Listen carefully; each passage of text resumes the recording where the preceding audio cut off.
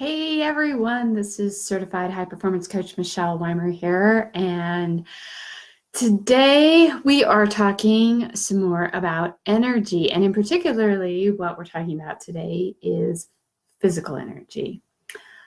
So first, let me just say, if you missed the start of this mini-series, I want to invite you to go to michelleweimer.com/energy, very simple, and sign up. It's free.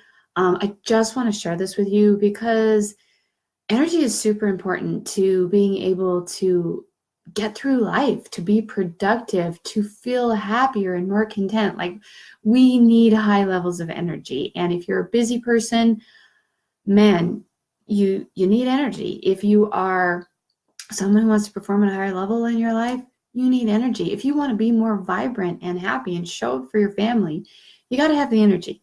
So this topic about energy, I'm talking about all month long, and I feel so passionately about it. I want to share it with you. So if you have missed the first part of this series, please sign up at michelleweimer.com/energy.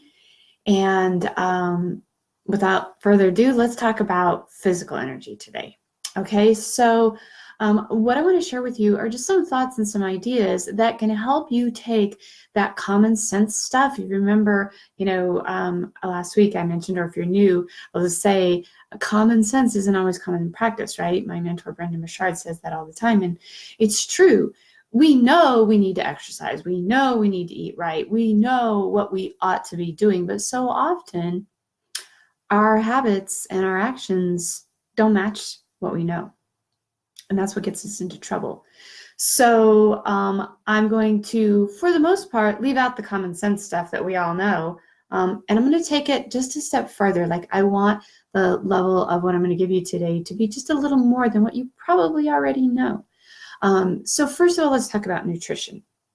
All right. If you want to have high energy, you got to be putting fuel in your body that's going to ignite that energy. And one of the things that tends to get in our way is, or to kind of trip us up, is we sometimes think we're eating healthy, right? So if you're somebody out there and you're not eating healthy, then hey, wake up call. It's time to start changing your habits and start getting a better balanced nutrition into your life. But if you think, man, I think I eat healthy, but I sometimes, I still feel sluggish. I still feel tired. I still don't feel good. I'm still gaining weight. A couple of thoughts there. Oftentimes we have an allergy or an intolerance to foods and we don't realize it. And what happens is we might think we're eating healthy, that we're putting foods in our body that feel good or that are good for us, but we feel bad. And I'll give you an example of that myself personally. I have learned over the years that when I eat bread, I just don't feel good. I just feel bloated. It sucks my energy. I just feel blah.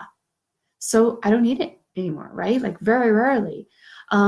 So one of the things that you can do in order to up your level of nutritional value and taking care of your body at a nutritional level is to either get tested for food allergies and intolerances, and you can do that either with a doctor, or there are actually kits out there where you can send in a sample for your DNA, like a hair sample, send it in and they'll give you a report back. But more than likely, just see a doctor, get tested for food allergies and intolerances. You'll be amazed at how that changes you. And see a nutritionist.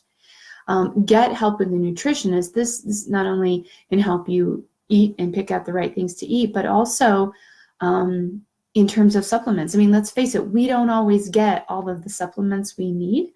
So, or all of the nutrients that we need in our food. So taking high quality supplements that are right for you, again, this is where seeing a nutritionist might come into play, can be helpful. And the last couple of points I want to make here. Number one, there's something called the one and done plate that I like to say. So it's just one plate and be done. Don't overindulge, don't eat too much.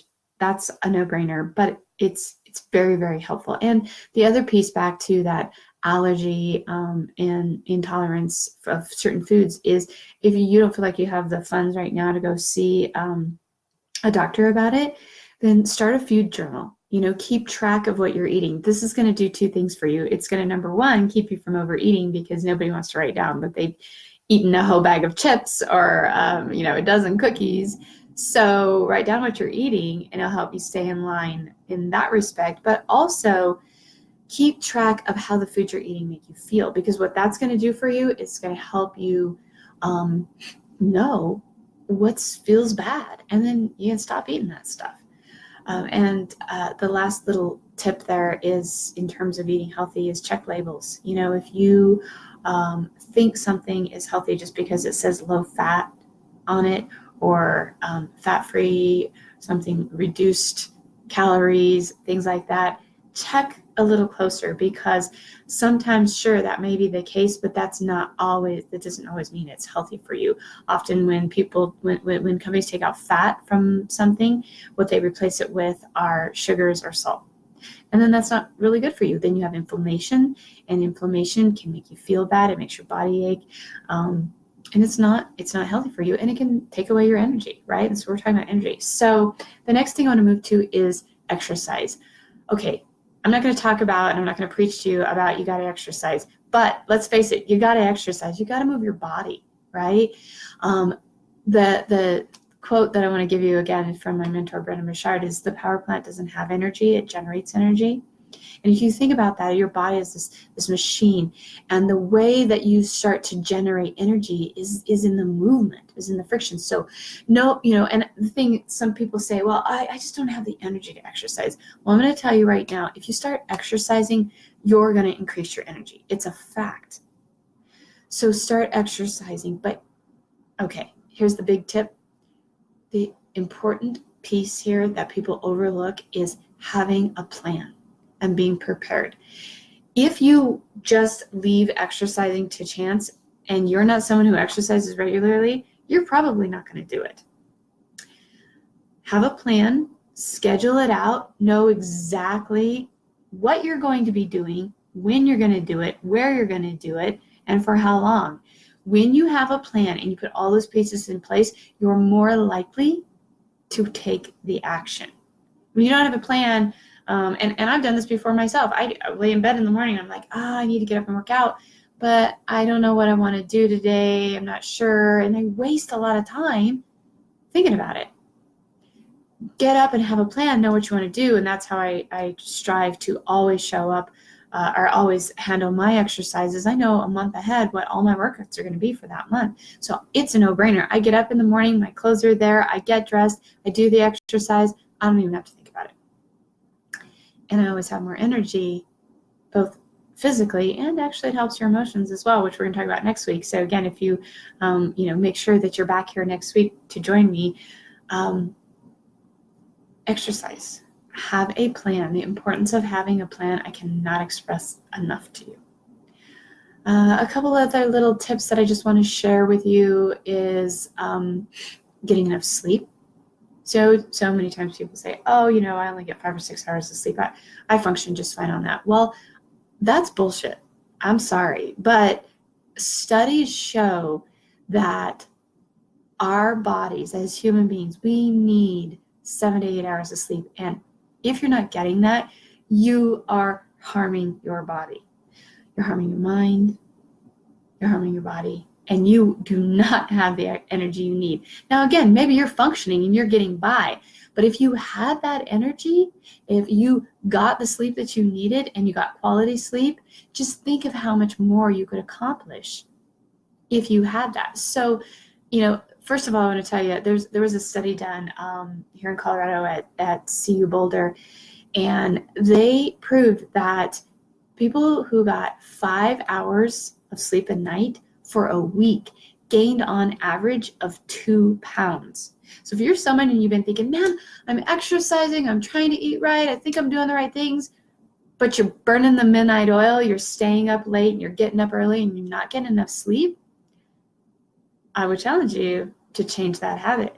Figure out how you can get to bed at a regular time every night and get up in the morning at the same time so that you can get into a sleep pattern and that you get enough sleep. Get 7 to 8 hours. Make sure your room is dark. Make sure that it's quiet in there. Keep it cool, nice and cool. The cooler your room is, it just helps your body calm. Get the sleep that you need and see how that changes things for you, both energetically, and who knows, you might lose a couple of pounds.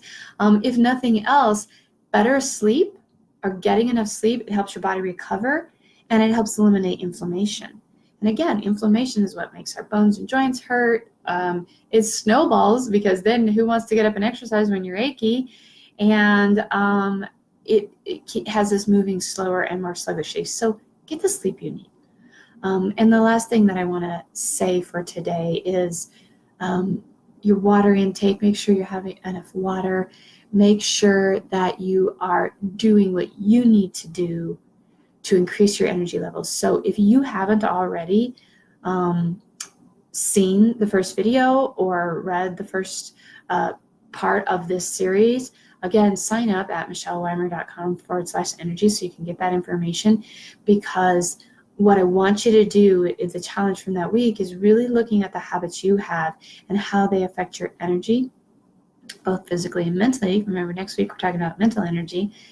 And look for how you can shift even one habit. Even I would like you to shift 2 or 3. Think about the things I talked about today. Maybe it's the one and done plate method. You only fill your plate up once and that's it. You're done.